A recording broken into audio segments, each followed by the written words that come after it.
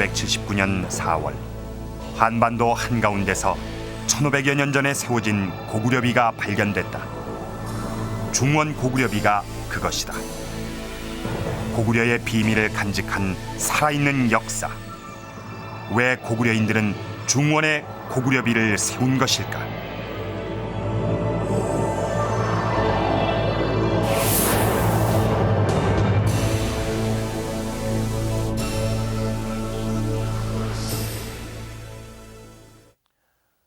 지금 보시는 이 비는 충청북도 충주시 가금면에 있는 중원 고구려 비입니다. 국보 제205호로 지정이 되어 있습니다. 아주 이 단단한 화강석으로 되어 있는데요. 이 높이는 어른 어깨 정도 높이, 그러니까 144cm 정도입니다. 발견 당시 이 비에 사람들의 관심이 집중된 이유는 이 비가 바로 고구려 비이기 때문입니다. 이 중원 고구려비와 이 광개토대왕비는 고구려 사람들이 직접 자신의 손으로 써서 남긴 역사입니다. 광개토대왕비는 고구려의 수도였던 국내성, 그러니까 지금의 중국 지반에 있습니다. 그런데 이 중원 고구려비는 우리나라의 한가운데인 중원, 지금의 충청북도 충주시에 있습니다. 이 중원은 고구려의 수도는 아니었습니다. 그런데 놀랍게도 이곳에서 고구려 비가 발견이 된 것입니다. 이 비를 한번 보십시오. 여기에는 고려태왕이라는 글자가 나옵니다. 흔히 문헌에 보면 고구려 국호를 고구려라고 부르기도 하고 또 고려라고 부른 것도 있습니다. 이 중원 고구려 비에는 고구려 사람들이 자신들의 나라 이름을 어떻게 불렀는지 알 수 있는 유일한 기록이 있습니다. 그것이 바로 이 고려라는 글자입니다. 그리고 이 태왕이라는 것은 이 광개토대왕비에도 나오는데 클태 임금왕, 그러니까 왕 중에 왕이라는 뜻입니다. 고구려 사람들은 자신들의 왕을 태왕이라고 불렀습니다. 고구려 사람들은 이 나라 이름을 고려라 부르고 또 고구려 왕을 고려태왕이라고 불렀습니다. 이뿐만이 아닙니다. 여기에 자세히 보면은 하부, 전부대사자, 전부대형, 수사, 주부, 발사자. 이것은 모두 고구려의 관직 이름입니다. 이 고구려의 관직 이름이 이렇게 많이 나오기 때문에 이 중원 고구려비는 고구려 연구에 빼놓을 수 없는 사료로 주목을 받고 있습니다. 그런데 문제는 이 중원 고구려비가 발견 당시부터 워낙 그 마모 상태가 심하기 때문에 그 글자를 다 읽을 수가 없었습니다. 그래서 발견된 이후에 학계에 일제히 주목을 받았지만 그 이후에 더 이상의 연구가 진척되질 않았습니다.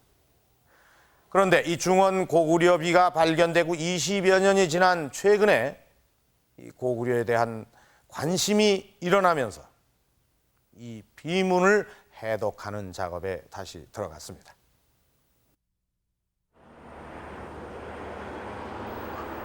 예로부터 마을 입구에 비석이 서 있다고 하여 이름 붙여진 입성마을.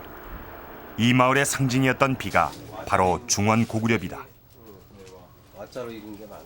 이따 봐가지고 금자 봐. 이따 체크할 때 요놈이 내려오는가 봐갖고. 지난 2월 고구려 연구에는 본격적인 중원 고구려비 재판독 작업에 들어갔다. 비가 발견된 지 20여 년 만의 일이었다.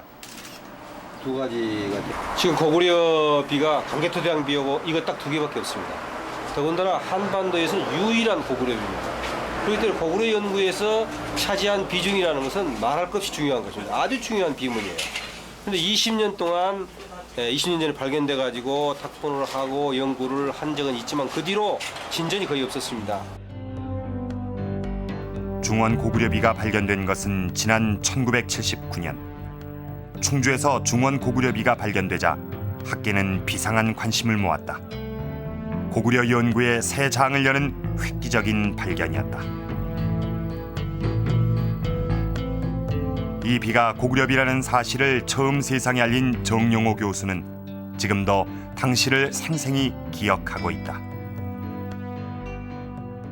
그 탁본을 했을 때 거기에 고려라고 하는 글자가 나오고 대왕이 나왔을 때 이거는 고려대왕, 고구려 대왕이로구나. 더더군다나 쭉 내려가면서 동이매금이라고 하는 글자가 나왔어요.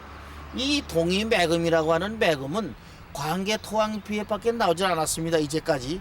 그래서 저희들은 뭐 너무나 놀랬고 이것이 고구려 비임이 분명한 것이다. 비문 해독을 위해 제일 먼저 탁본 작업에 들어갔다. 탁본은 글자의 모양을 왜곡시키지 않고 그대로 확인할 수 있는 방법이다.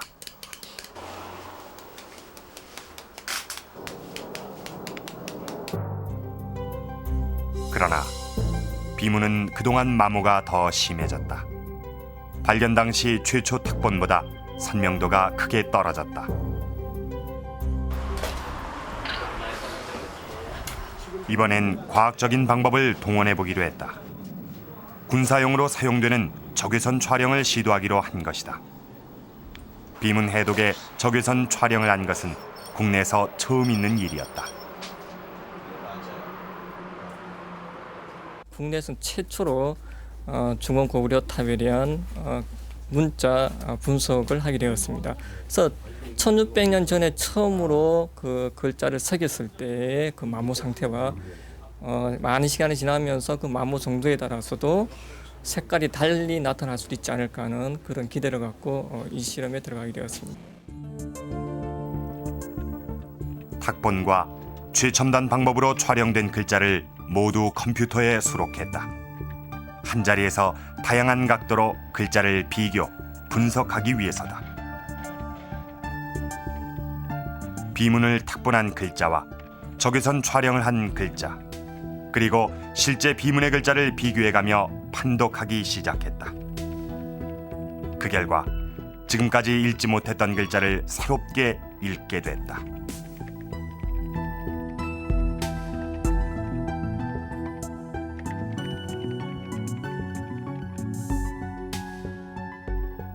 이 자료를 토대로 한국과 중국, 일본의 학자들 50여 명이 참석한 가운데 학술대회가 열렸다. 역사학자는 물론 금성문을 연구하는 학자들까지 참여한 가운데 글자 한자 한자에 대한 집중적인 분석이 시도됐다. 첫 줄에서 가장 큰 4박 5일의 토론 끝에 드디어 새로 읽어낸 글자가 모습을 드러내기 시작했다.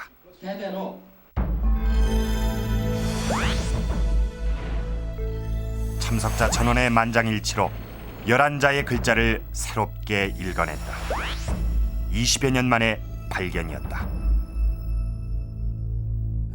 이번에 성문 과정에서 모두 23자를 완전히 새로운 글자를 읽어냈습니다. 이건 지금까지 아무도 못 읽어냈던 그런 글인데 그 가운데 11자는 모든 성문위원들이 동의했기 때문에 확실한 것이고 나머지 12자는 몇몇 사람들이 의문을 제기하기 때문에 가로 안에 넣습니다만 그러나 23자가 새로 발견됐다는 것은 200여 자 중에서 거의 10분의 1을 새로 읽어냈기 때문에 이 자체가 가장 큰 성과라고 볼 수 있습니다. 뿐만 아니라 사면 가운데 글자를 읽지 못했던 두 면에서 글자가 확인됐다. 글자가 발견됨으로써 이 비가 사면비라는 사실이 명백해진 것이다. 그 가운데서도 우측에 있는 우측면에는 지금까지 제대로 성문이 되지 않았었습니다. 근데 거기에서 고구려의 전부 대형이라는 확실한 관직명이 나왔었다는 것이 큰 성과입니다.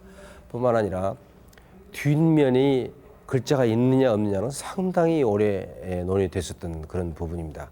근데 그 뒤에서 순자, 순행한다 할 때 순자라는 글자를 하나 발견함으로 인해서 이 비석이 사면비라고 밝혀진 것도 큰 성과라고 할 수 있겠습니다. 중원 고구려비는 고구려의 역사를 다시 한번 일깨우고 있는 것이다.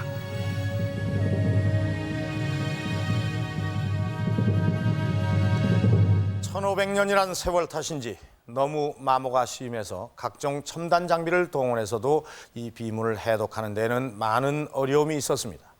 이번 조사 과정에서 가장 성과로 꼽히는 것은 고려 태왕 조왕이라는 바로 이 글자입니다.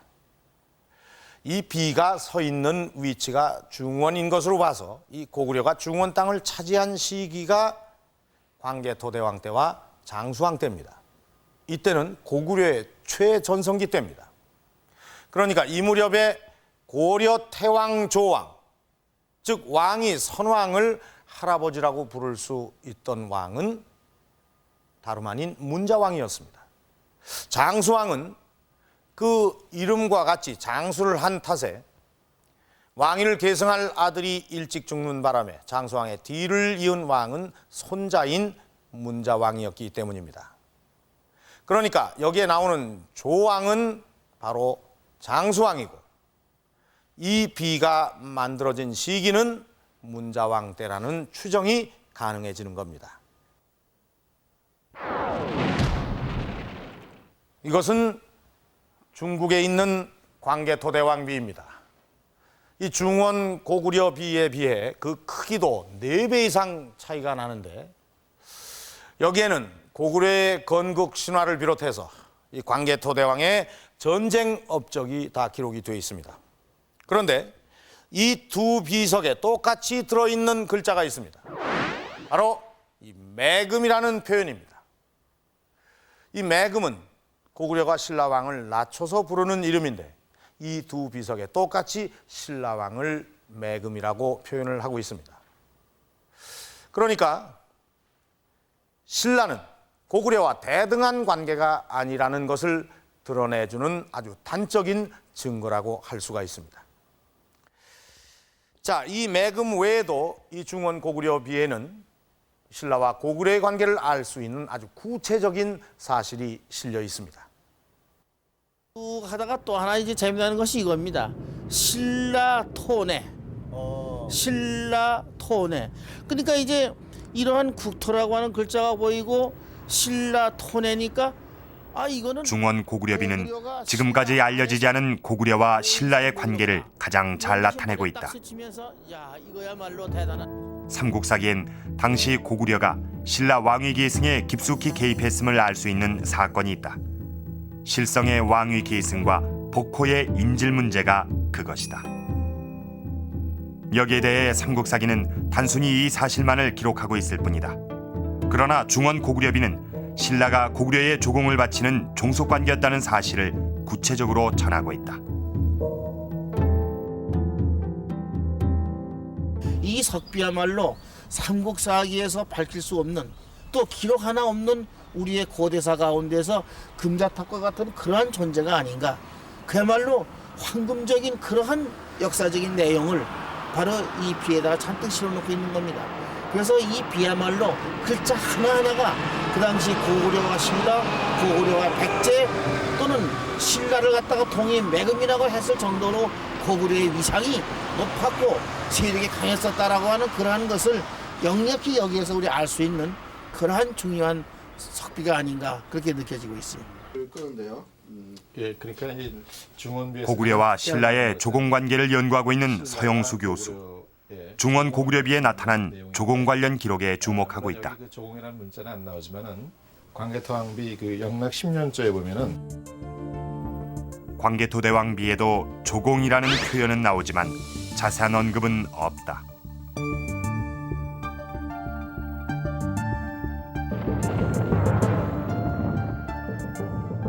그러나 중원 고구려비는 고구려 왕의 사신이 가져온 부절에 대해 예를 갖추는 부분이 있다.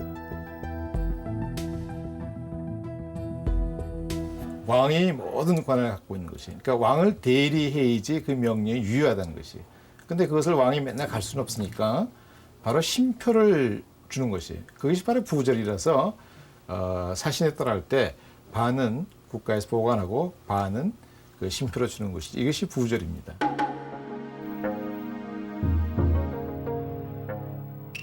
부절을 가진 사람은 왕이 파견한 특사라는 뜻이 된다. 부절은 외교적으로 당시 관례였던 것으로 추측할 수 있다. 중원 고구려비는 고구려 왕의 태자가 부절을 가지고 신라 왕을 만난 것으로 기록하고 있다. 뿐만 아니라 중원 고구려비엔 의복 건립처가 나온다. 조공이 이루어지는 특별한 장소가 있었던 것으로 추정된다. 의복 건립처라고 하는 데가 나옵니다. 이게 중요한 의미는 이때 고구려와 신라의 조공 관계가 이래에 끝나는 것이 아니라 의복을 주는 건물을 만들어서 수시로 이런 행위를 했다는 것입니다. 그러니까 항속적인 조공 지배가 이루어진 것이죠. 이런 예가 우리나라 사료에는 이것이 유일한 것입니다면은 이전에도 의복을 받는 조공 장소가 있었다는 기록이 있다. 고구려는 책구루라는 성을 설치하고 그곳에서 의복을 받아갔다. 이와 마찬가지로 고구려와 신라의 관계에 있어서도 특별한 조공 장소가 있었던 것이다. 당시는 의복을 주고받는 조공 관계는 곧 정치적인 상하 관계를 의미한다. 중원 고구려비를 보면 신라는 왕이 직접 와서 고구려 태자로부터 의복을 하사받았다. 이것은 고구려와 신라의 복속 관계가 얼마나 골깊은 것인지 짐작할 수 있다. 그 조공의 경우도 강도가 틀려요. 사신을 통해서 조공을 보낸다, 또는 왕자들 인지를 통해서 보낸다. 그런 단계가 있는데 가장 마지막 단계는 국왕이 직접 가가지고 조공을 바친다. 이것은 완전히 예속됐다는 것이에요. 그 국왕이 그 상국에 완전히 신하가 됐음을 단서로 표시하는데, 이 중원부에 보면은 신라 매금이 바로 고구려 성인 우볼성이 직접 옵니다. 그리고 또 여기 문명이 정확하지 않지만은 신라 왕이 노객을라고 하는 자처하는 표현이 나오는데, 이걸 보면은 당시에 신라는 고구려에 완전히 예속 지배를 받고 있었다, 이렇게 얘기할 수 있죠. 중원 고구려비에 나타난 신라와 고구려의 관계는 신라의 왕릉에서도 발견된다.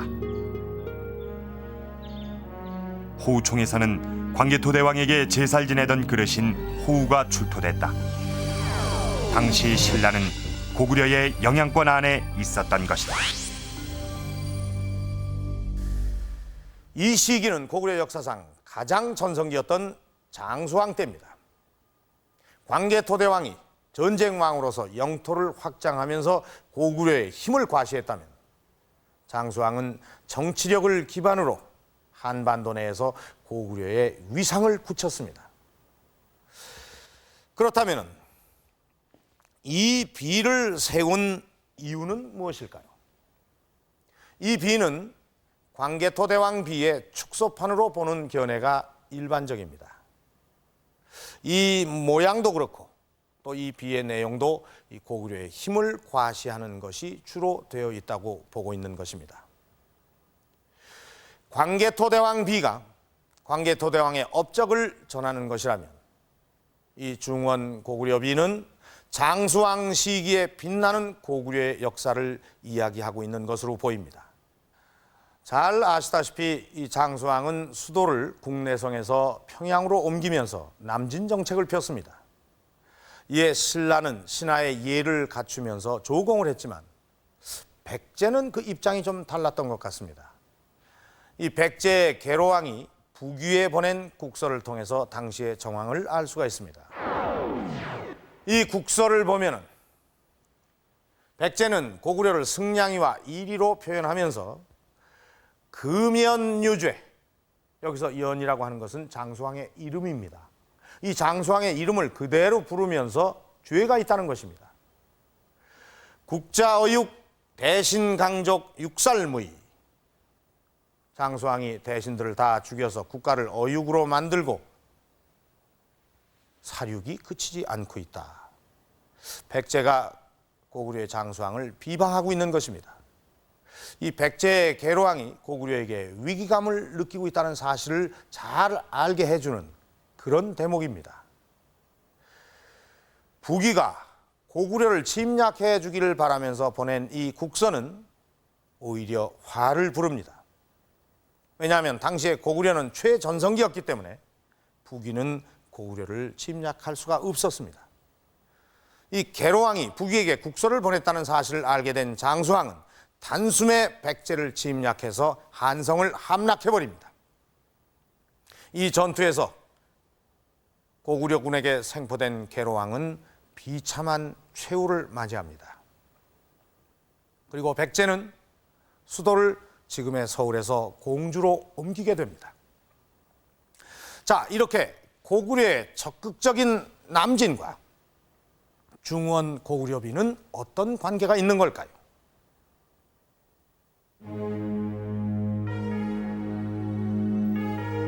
고구려의 정복전쟁 기사를 기록하고 있는 광개토대왕비에서 고구려의 남진의식을 엿볼 수 있다. 398년 광개토대왕은 지금의 충청도와 강원도 일대의 군사로를 미리 개척한 것으로 추정한다. 또 이듬해에는 평양을 순시하는데 이때 광개토대왕은 신라의 구원 요청을 받는다. 그리고 다음 해 고구려는 신라의 군사 5만을 출병시켜 신라를 구원한다. 2년 전부터 닦아놓은 군사로를 따라 고구려는 단숨에 신라와 가야까지 진군한 것이다. 고구려의 남진은 이렇게 치밀하게 준비된 것이었다. 고구려는 그 광개토왕 때부터 남진 의지가 확고하게 표출되어 있었습니다. 그렇기 때문에 광개토왕은 평양성 지역에다가 9개의 사찰을 창건한 적도 있었고, 그리고 광개토왕 비문에도 나와 있듯이 신라 사신을 광개토왕이 평양성에서 만나고 있습니다. 바로 평양성은 광개토왕 때부터 고구려의 실질적인 수도의 그 역할, 기능을 담당하고 있었다라고 볼 수가 있겠습니다. 이러한 선상에서 이제 장수왕 때 와가지고 백제에 대한 공세랄까 이런 것이 좀 더 적극적으로 이제 추진되고 있고, 또 천도가 이제 단행되지 않았습니까? 마침내 장수왕은 국내성에서 수도를 평양으로 옮긴다. 평양 천도는 고구려의 남진 의지를 분명히 한 것이다. 국내성에 비해 평양은 넓은 평야지대로 비옥한 농토가 많고 한반도 남쪽으로 진출하는 데 있어 중요한 길목이다. 고구려는 평양성을 굳건하게 쌓고 본격적인 남진을 한다.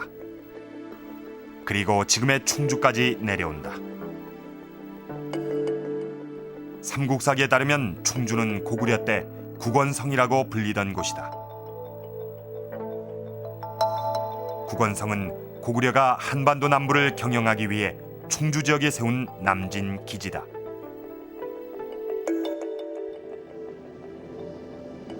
국원성의 중심은 어디일까? 충청대 장준식 교수는 국원성과 관련된 중요한 유적으로 장미산성을 꼽고 있다. 이것은 신라적인 요소도 지금 충분히 가미가 되고 있는 그러한 산성입니다. 일단 우리나라에서 산성의 발달, 특히 성곽의 발달은 고구려로부터 시작이 되니까 일대 역사 지리적인 환경으로 보아서 이것은 고구려 시대에 축성된 것으로 보여지고, 장미산성은 충주 지역 방위의 전략적 요충지다. 장미산성 일대에선 삼국시대 각종 토기와 기와 조각을 지금도 쉽게 찾을 수 있다.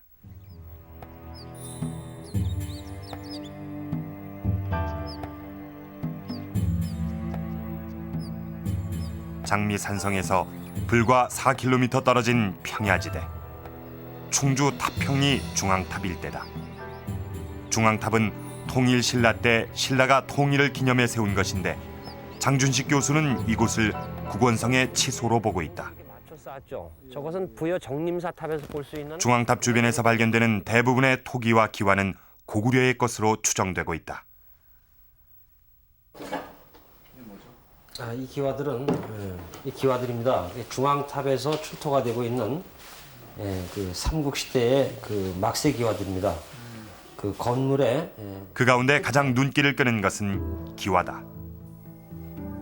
한반도에서 유일하게 이곳에서만 발견되는 고구려 기와인 탑평리 기와를 비롯해 고구려와 신라, 고구려와 백제의 양식이 혼합된 기와가 발견되고 있는 것이다. 네, 이 기와는 그 색상이나 그 태토나 또 연판의 형태로 보았을 때 전형적인 고구려의 기와입니다.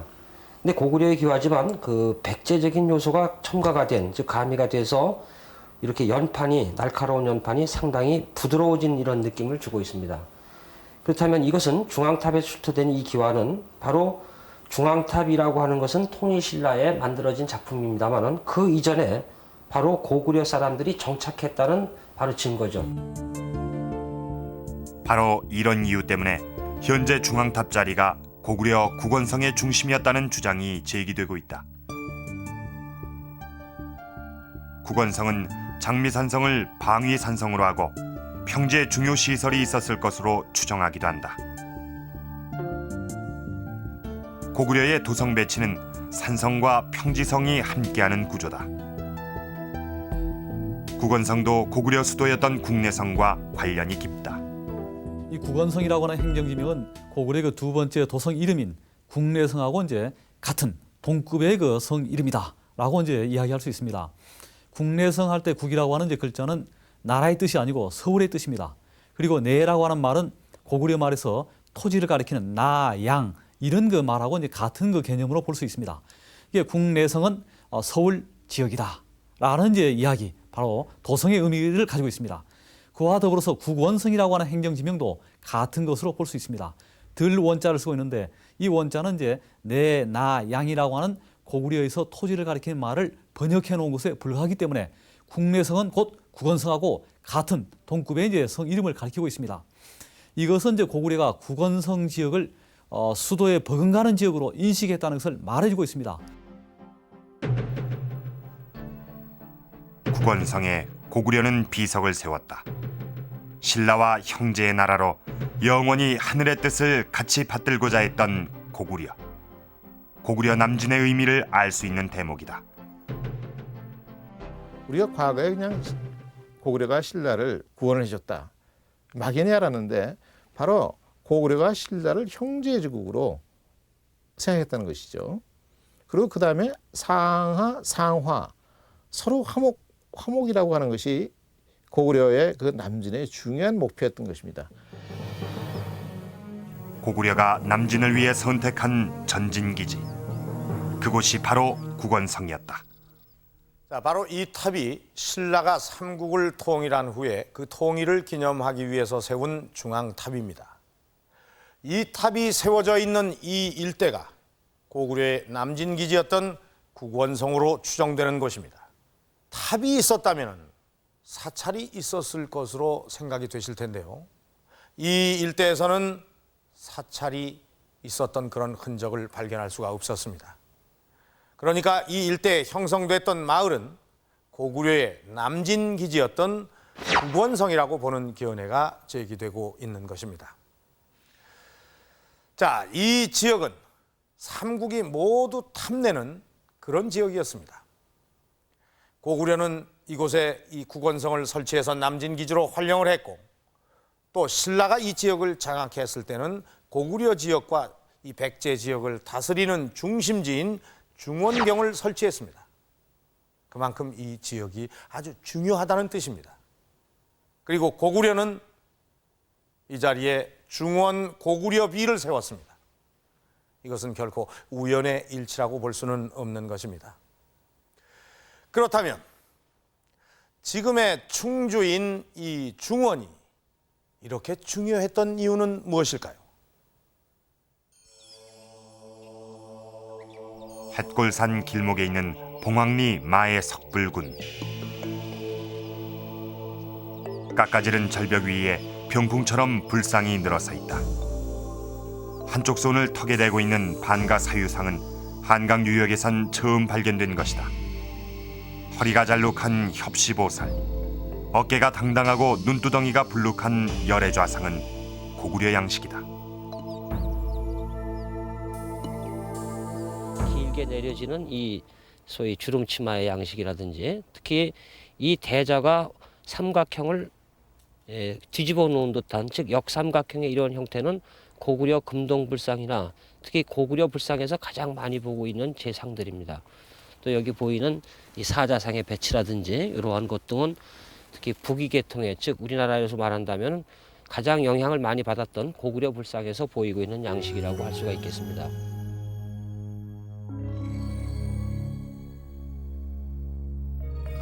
뿐만 아니라 충주 지역에선 고구려의 금동불 광배가 발견되기도 했다.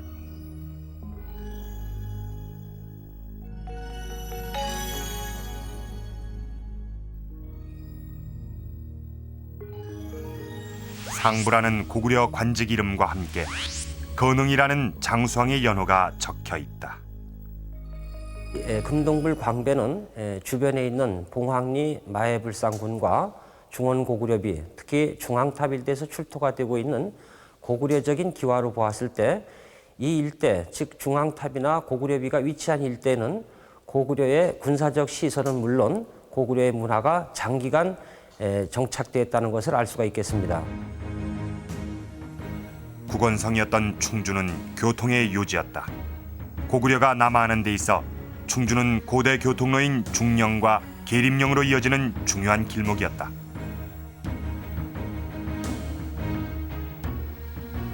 중령으로 이어지는 지점이 위치한 온달산성. 남한에 남아있는 고구려 성 가운데 그 모습이 가장 완벽하게 남아있는 것으로 유명하다.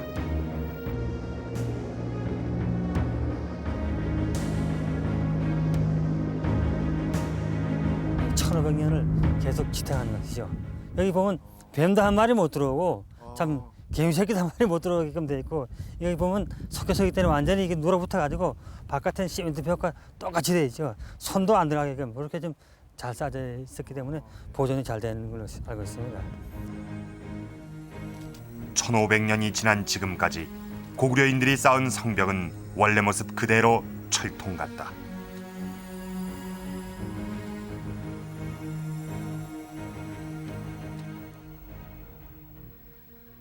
다시 또 이 남쪽에서 북으로 또 쌓았습니다. 그렇게 했기 때문에 이 산성이 돌이 이렇게 갈라져 있지 이것이 무너지지 않거든요. 그러니까 무게를 골고루 받기 때문에 여기 지금 다 이렇게 끼어졌거든요. 끼어져서 그대로 가지고 있죠. 이게 무게를 골고루 안 받으면 완전히 한쪽으로 기울어서 무너지겠죠. 그렇기 때문에 이 천오백 년을 지탱하는 것이죠. 근데 고구려 사람들이 성 기술이 이렇게 발달됐다고 이제 볼 수가 있고요. 일반적으로 성벽 사이에 자갈을 넣어 쌓는 성과는 달리 온달산성은 내부에도 꼼꼼하게 들여쌓기를 했다. 1500년을 버텨온 비결이 여기에 있다. 그 치가 바로 뿐만 아니라 고구려 성은 치가 발달해 있다. 성벽의 일부를 돌출시켜 적의 침입을 감시하고 성 밑에 접근한 적군을 삼면에서 공격하기 위한 고구려 성의 특징이다.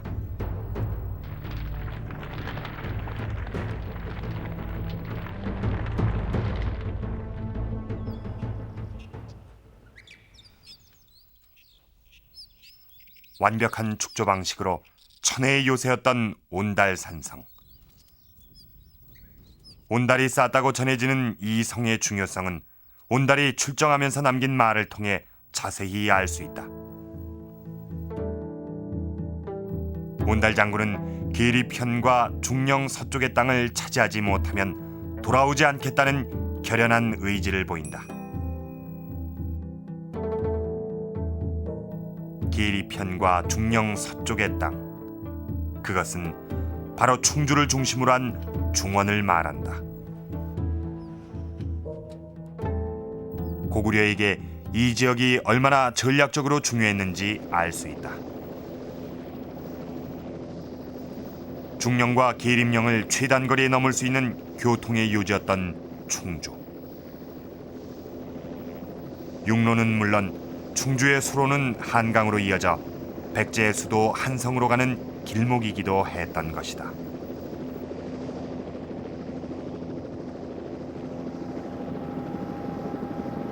우선 충주의 지리적인 위치는 우리 한반도의 대략 중앙지대에 해당이 됩니다. 따라서 수륙 양용의 교통로가 절대적으로 확보가 되는 곳입니다.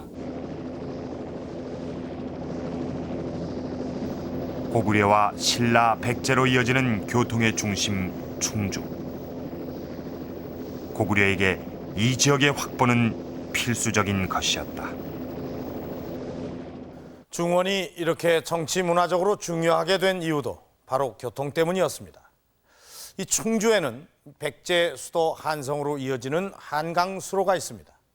또 지금의 중령과 조령을 넘어서면 신라를 최단거리로 갈 수 있는 길목에 충주가 있습니다. 전략적으로 포기할 수 없는 요충지인 셈입니다. 게다가 이 중원이 교통이 용이하다는 그런 장점 외에 또 하나의 아주 커다란 이점이 있습니다.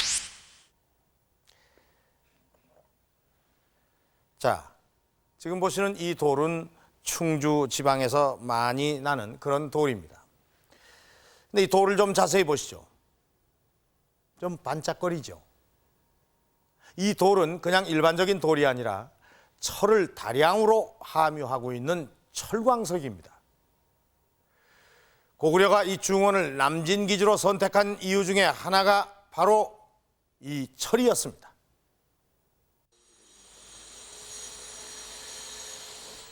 충주 시내에 있는 단오사에는 눈길을 끄는 유물이 있다.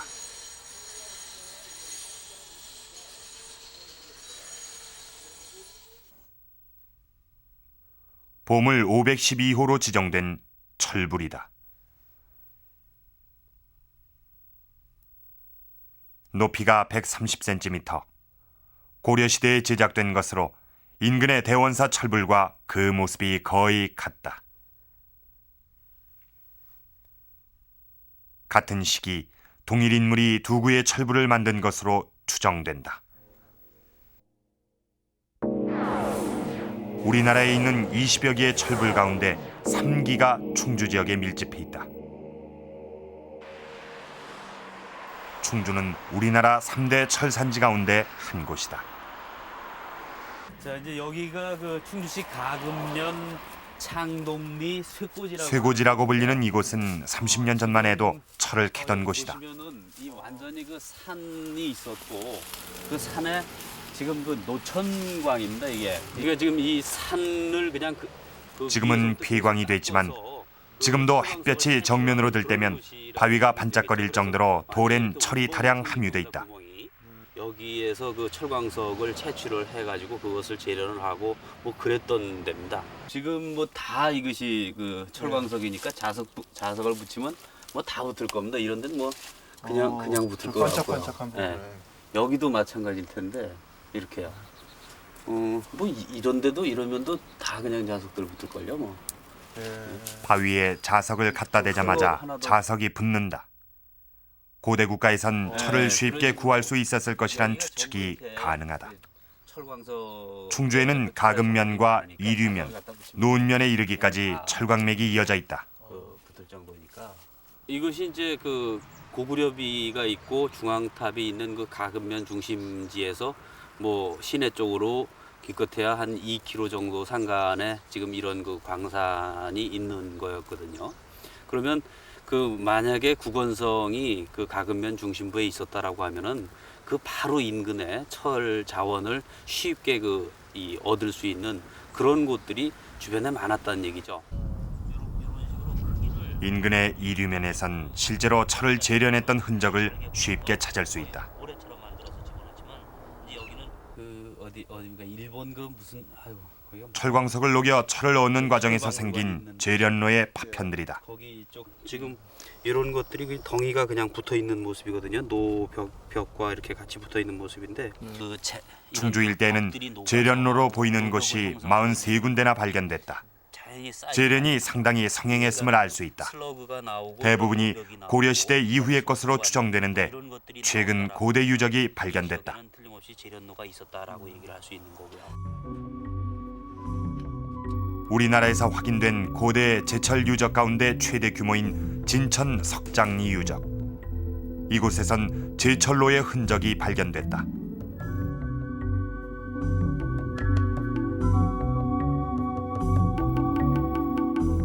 철이 녹으면서 흘러내린 흔적, 그리고 부서진 송풍관이 다량으로 발견됐다.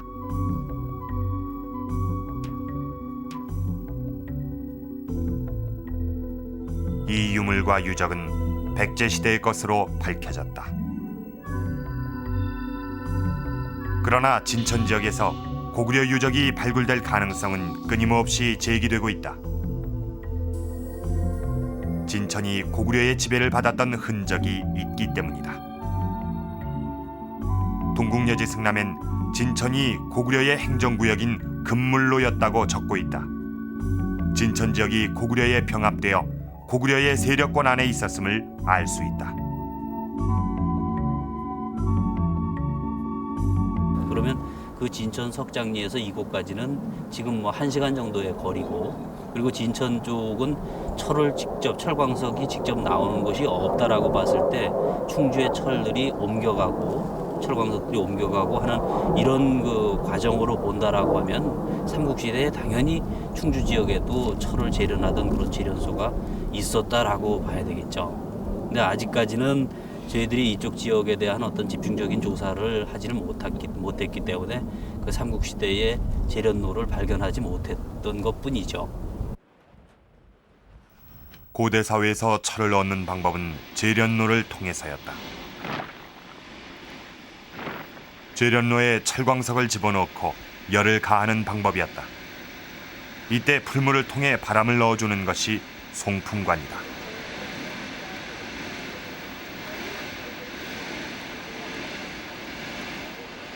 철이 녹으면 재련로 안에서 녹아내린 철을 얻을 수 있다.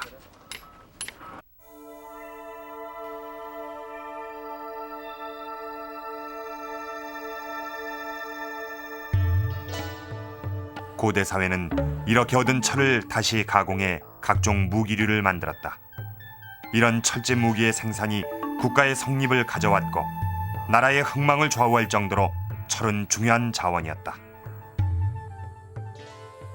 결국 그 고대 국가가 성장하는 데 있어서 중국도 마찬가지지만은 철을 어떻게 생산을 해서 그것을 보급하고 그것으로서 어떻게 그 부국을 꾀하느냐, 동시에 부국을 기반으로 해서 어떻게 강병으로까지 발전시켜 나가냐 하는 것이 고대 국가의 발전을 위해서 가장 중요한 핵심 부분이라고 할 수가 있습니다.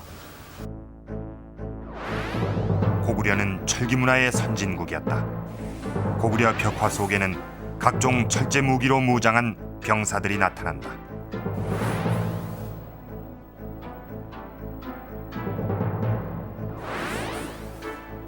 철기 문화로 군사력을 과시했던 고구려. 충주를 중심으로 한 중원의 철은 고대 국가가 탐내는 중요한 자원이었다.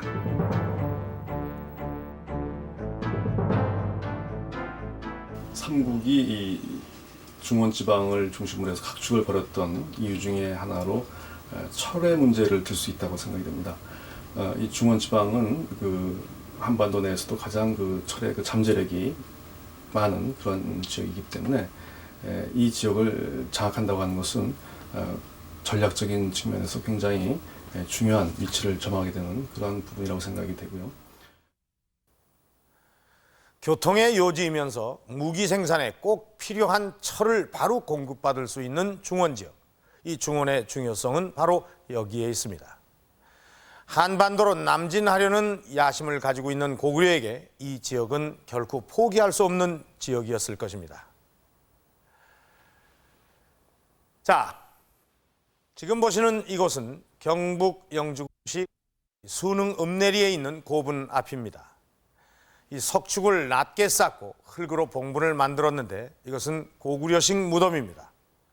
한번 안으로 들어가 볼까요?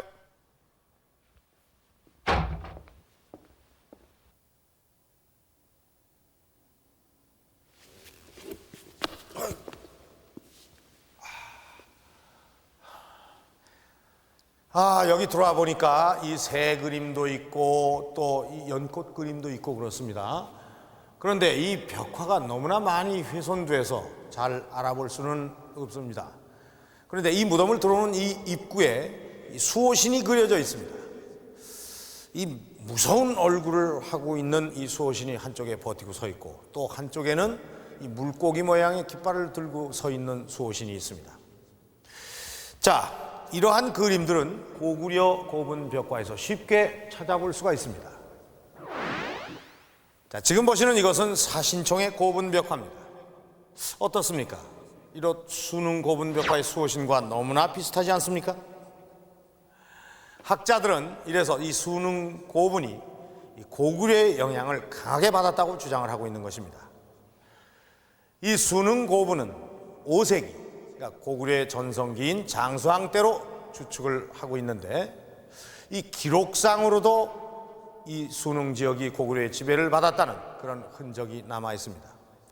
이 동국여지 승남에 보면은 이곳 수능 지역의 고구려 지명이 급벌산이었습니다.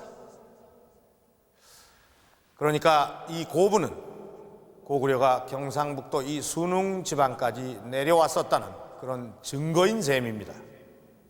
그렇다면 도대체 고구려는 한반도 어느 지역까지 남하를 했던 것일까요?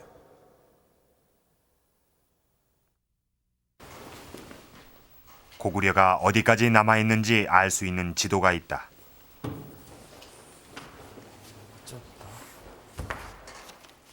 조선시대에 만들어진 고구려 강역도다. 모본으로 했기 때문에 표현 방식도 작은 글씨로는 조선시대 19세기에 그 지명이 표기가 되어 있고 큰 글씨로는 이제 고구려 시대의 지명 이름을 표현해 놓았습니다. 동국여지 승남과 같은 사료를 바탕으로 만들어진 이 지도는 당시 지명과 고구려 지명을 함께 표기하고 있다. 여기에 표기된 고구려의 지명을 통해 고구려의 영역을 추정해 볼 수 있다. 이 지도는 아마 고구려 전성기 시대 때 제작 시대에 그를 복원을 한 것으로 생각이 되는데요.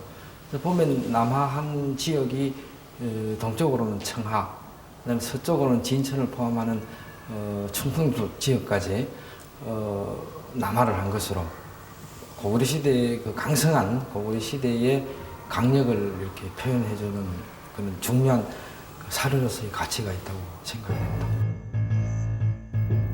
이 지도에 따르면 백제와의 경계는 현재의 남양만에서 충북 진천 일대, 신라 쪽으론 청하까지가 고구려의 강역으로 보인다.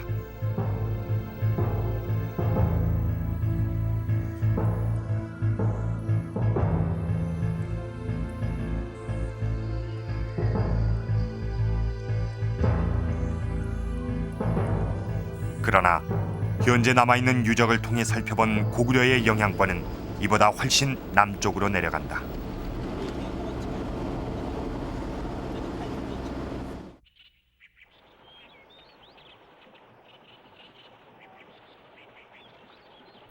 포항 냉수리 고부는 1990년 도로공사 과정에서 세상에 알려졌다. 포항은 신라 지역으로 알려진 곳이다.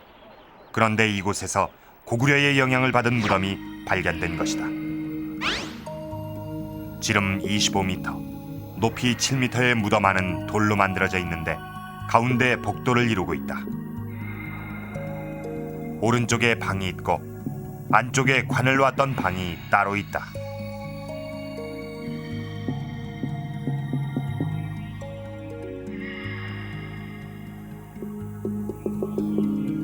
고구려 고분에서 볼 수 있는 그런 특이한 묘제가 이미 밝혀졌습니다.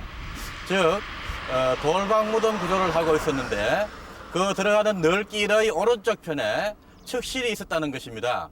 이러한 무덤 구조는 한강 이남 지역에서는 처음 밝혀진 그런 무덤 구조로서 무덤의 규모 면에 있어서나 무덤의 구조 면에서 영락없는 고구려 고분 형태였습니다.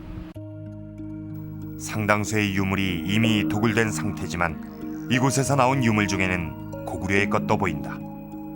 부뚜막형 토기와 삼중으로 겹쳐진 반영 토기도 고구려 지역에서 출토되는 것들이다. 이 무덤의 주인은 고구려와 깊은 관련이 있는 것이다. 이쪽 지역이 또한 그 고구려와 신라의 한때는 접경지로 있었고 6세기 후반대까지만 하더라도 고구려의 입김이 강하게 작용하던 그런 지역이었습니다. 따라서 이 고분의 주인공은 아무래도 고구려 계통의 사람이거나 아니면은 이쪽 지역에 있는 사람이면서 고구려와 강한 접촉을 해서 고구려와 떼어놓을 수 없는 그런 관계에 있었던 사람의 무덤이 아닌가 그렇게 추측이 됩니다.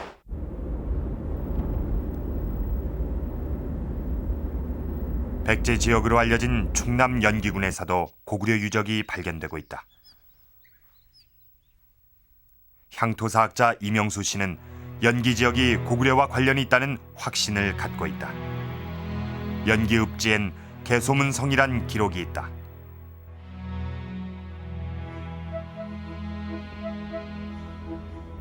실제로 연기군 부근엔 소문산성이란 유적이 3군데나 있다고 전해진다. 그만큼 고구려 군대가 이 근방 여러 곳에서 세력을 떨쳤음을 말해준다.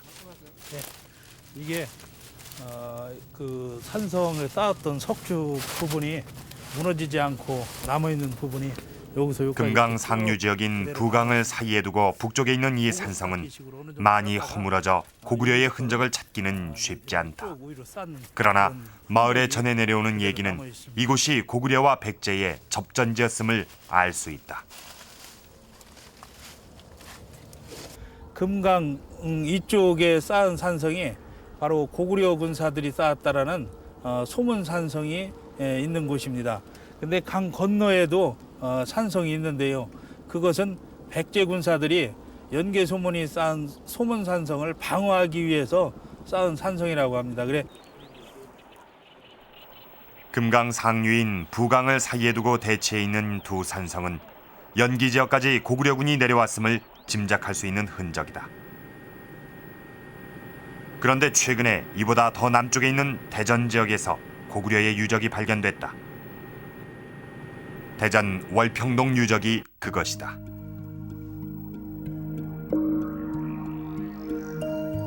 저온에서 구워 표면이 갈색을 띠고 바닥이 평평한 토기편들은 고구려 토기의 특징이다. 백제 지역으로 알려진 이곳에서 고구려식 토기편들이 다량으로 확인된 것은 특별한 의미가 있다.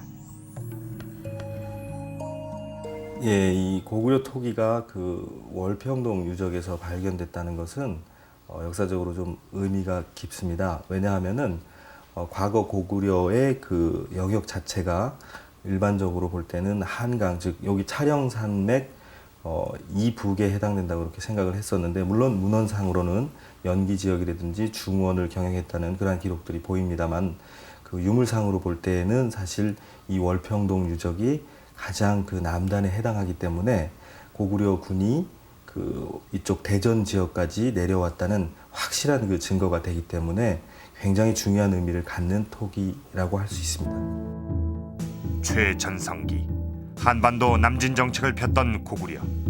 551년 중원 지역을 신라에게 빼앗기기 전까지 고구려는 한반도의 중심에 있었다. 문헌에 나와 있는 것보다 고구려 군대가 훨씬 남쪽 깊숙이까지 진격해 들어가서 거점을 확보했다는 사실을 말해주고 있습니다. 바로 월평동 유적이라든지 청원의 개소문성, 그 같은 이제 전설과 기록이라고 하는 것, 또 고고학적 물증이라고 하는 것은 우리들의 상상, 또 우리들이 알고 있는 개념, 통념을 뛰어넘어가지고 고구려의 그 군사적인 힘이라고 하는 것이 굉장히 깊숙이 미치고 있다는 것을 말해주고 있고, 이것은 바로 지금의 충청남도 공주의 목전에 딱 그 고구려 군대가 주둔하는 상황이 되기 때문에 백제에 대한 군사적인 압박이 얼마나 심했던가라고 하는 것을 실감나게 전해주고 있다고 이제 볼 수 있습니다.